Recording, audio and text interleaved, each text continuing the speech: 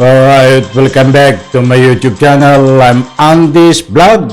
Nako po, talagang painit ng painit ang palitan ho ng banat nitong dating Presidente Digong at itong kanyang pinakulong sa loob ho ng humigit kumulang 7 taon na dating Senador Atty. Leila de Lima. Matindi po ang palitan ng kanilang mga batikos.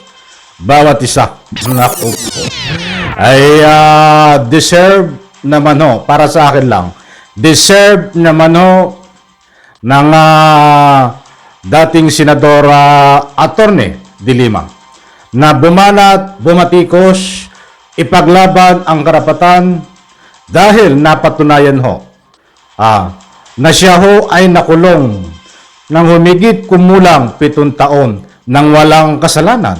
Very clear ho. Sa 3 kaso, siya ho ay napawalan sala dahil ang mga ebidensya laban ho sa kanya ay tinanim sa utos ho ni dating Presidente Digong, kasangkot itong DOJ Secretary dati at siyempre down to the line, maging sa police, maging sa Supreme Court, lahat ho ay kasangkot na upang durugin at maipakulong lamang ng walang kasalanan itong si Leila de Lima. Subalit, dumating po ang hatol na mga kaso na patunayan. Tanim ang mga ebidensya. Naku po, sa puntong iyan mga kaibigan ay nagagalit itong si Digong Nagagalit si Digong kapag nagsasalita laban sa kanya itong si de Lima. Haba, ay talaga ikaw biyang galit mong yan ay ikaw ay natatakot? Pinipigilan mo siya magsalita dahil ikaw ay natatakot sa ganti ni Leila de Lima. Mga kaibigan, tayo po ay hindi pumapanig dito kay Leila de Lima sa kanyang ikangapoy pagkatao. Ang pinapanigan ko dito ay itong ginawa sa kanya na hindi ho maganda. Dahil isipin mo si de Lima ay isang senador na, isang abogado, ay kayang-kayang gawin din po yan sa katulad ko na may hirap. Kapwa ko may hirap. Kayang-kaya ho.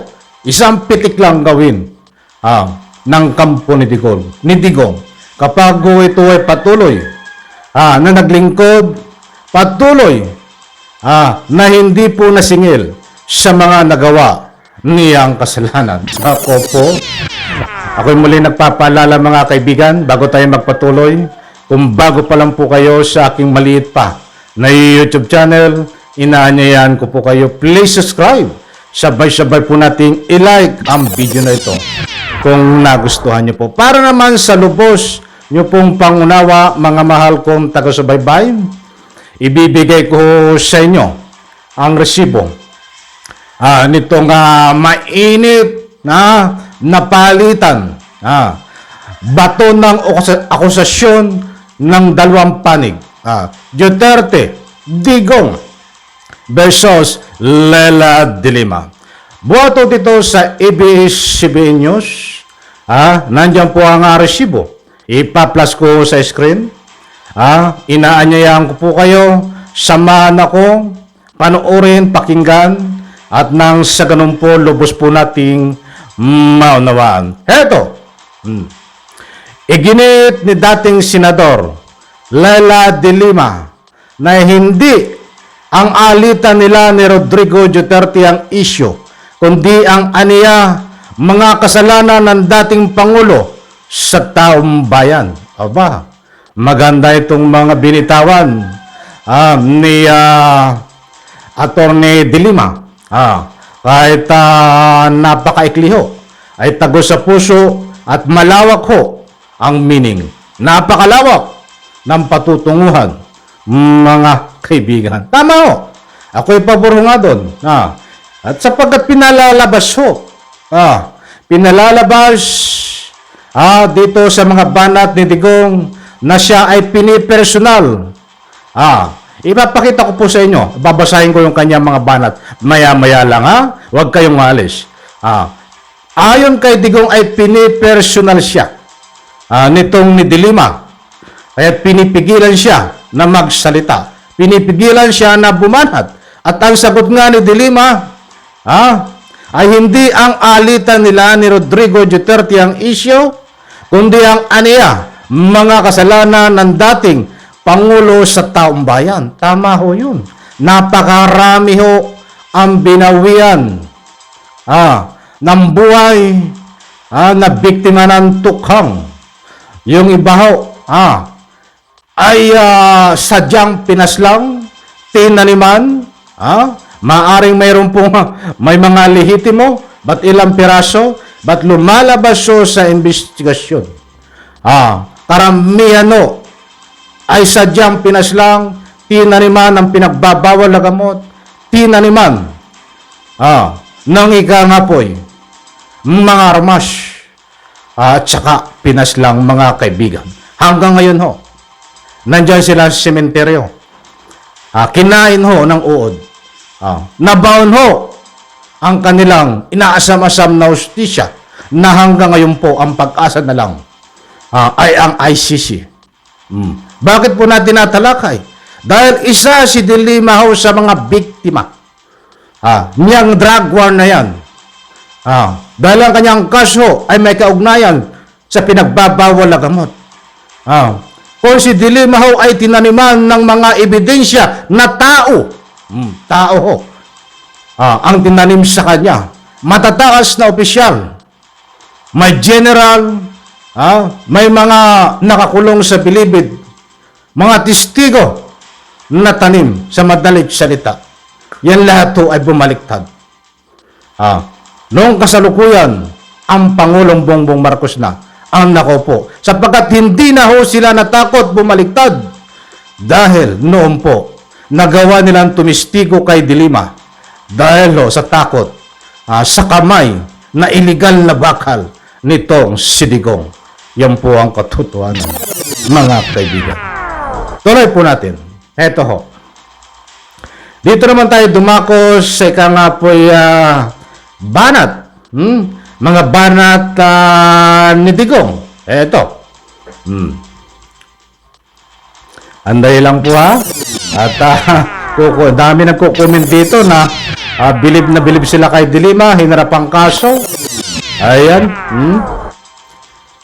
Eto, banat naman ni Digong. Pakinggan po natin. Hindi natin ito away, kundi mga kasalanan mo sa taong bayan. Yan ang banat ni Dilima. Tapos, bumanat naman itong si Digong mula doon sa kanyang press conference diyan ho, sa Tacloban. Eto, in press conference in Tacloban City on Sunday, Duterte said, Dilima, find your place where you are now. Huwag kang kumalikot ng away kasi pagsisihan mo, iyan, anong babawiin mo sa akin? Abay matindi. Mga kaibigan ng mga banat ni Digong. Ulitin ko yung portion na yun, yung Tagalog. Huwag kang kumulikot ng away kasi pagsisihan mo yan. Anong babawiin mo sa akin? Naku po, yan ang banat ho naman. Sagot ni Digong. Laban ho kay Dilima, matindi ho. Pagsisisihan mo, iyan ang sagot ni Digong. Anong babawiin mo sa akin? Di ba? Mga kaibigan, ako po ay humihingi sa inyo ng tulong. Kasi tinatanong ho dito ng dating Presidente Digong. Dito, ano daw po ang babawiin ni Attorney Leila de Lima dito kay Digong? Ako po ay nagtatanong at nagtatanong din po itong si Digong kay Leila de Lima. Alam ko ang babawiin niya. Alam ko, ba't gusto ko pong unahan nyo. Diyan po sa comment section, huwag po kayong matakot na naman public opinion. Muli ang katanungan ko, ano po ang babawiin ni Leila de Lima dito kay Digong na tinatanong ni Digong kay Attorney Leila de Lima? Bukas po ang ating comment section. Mag-iwan po kayo please ng inyong mga komento. At ating babasahin po yan. Mga kaibigan, di ba? Ay sa akin to ay napakaraming babawiin ni Dilema laban kay Digong. Nako po, kung iisa-isahin po natin, ay uubusan po natin. Mauubusan tayo ng oras. Isa lang po ang masasabi ko. Pinakulong ka, pinakulong mo, dating Presidente Digong ng mga tanim ebidensya. Kaya nakulong siya ng walang kasalanan. Biktima ng drug war na PK si Dilima. Kaya yan ang babawiin sa iyo. Ni Dilima, ipapakulong ka din. Kaya tumanda ka. Natatakot ka ba? So, yun po ang aking comment to public opinion. Nababawiin ni Dilima. Isa pa lang po yun. Mabusan tayo ng oras di ba? So mga kaibigan, yan po ang mainit na palitan ho ng ika nga po'y patutsada na ika nga'y karapatan ni Leila Dilima.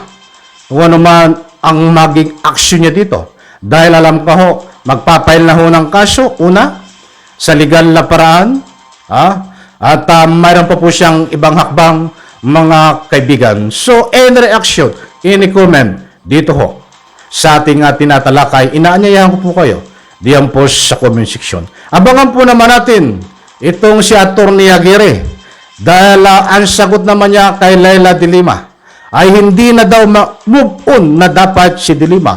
Naku po, mantakin mo, nakulong ka ng 7 taon, walang kasalanan, magmumove on ka.